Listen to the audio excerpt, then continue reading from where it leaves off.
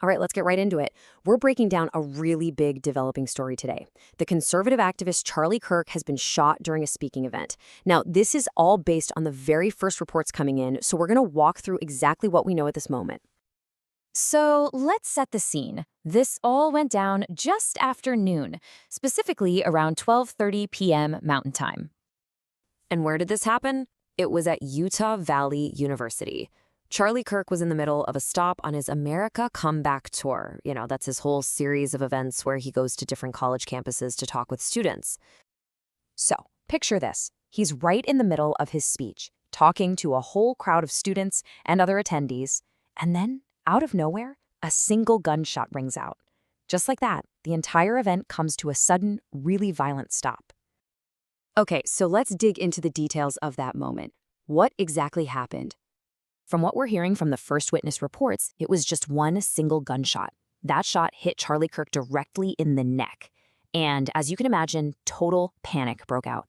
The crowd just scrambled, trying to find safety.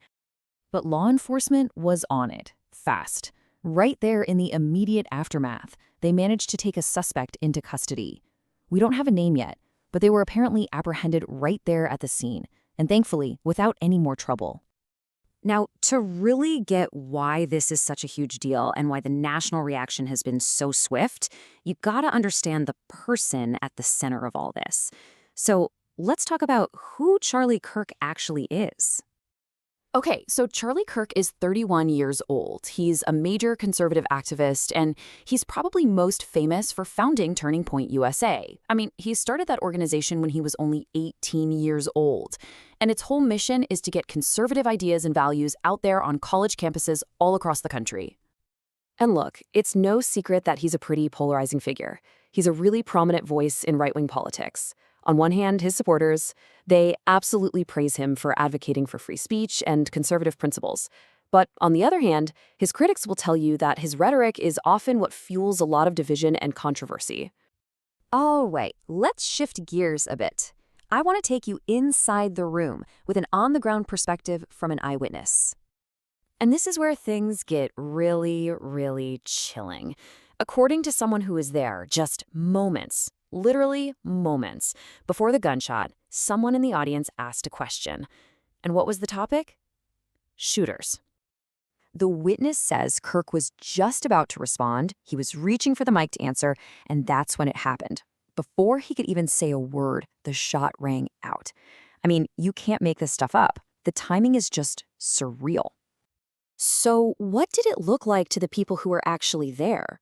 Well, witnesses saw Kirk just collapse, fall right to the ground. It looked like he'd been hit on the left side of his neck.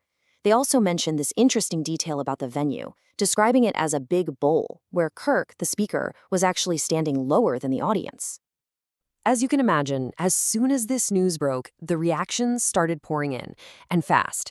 We're talking from the highest levels of politics and law enforcement.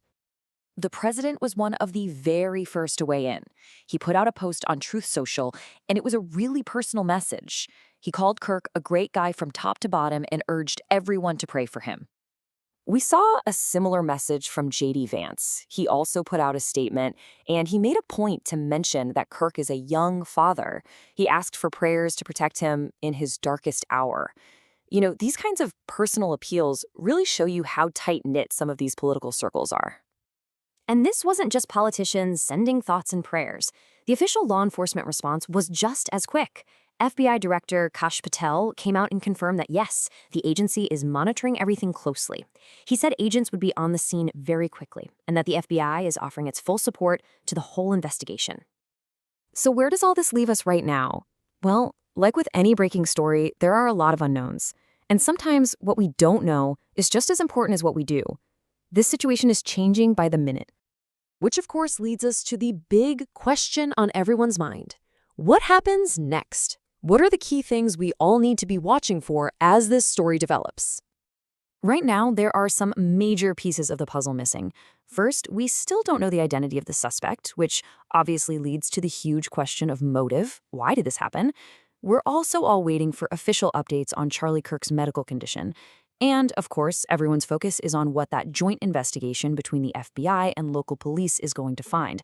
These are the big questions that are really going to shape this story over the next few hours and days.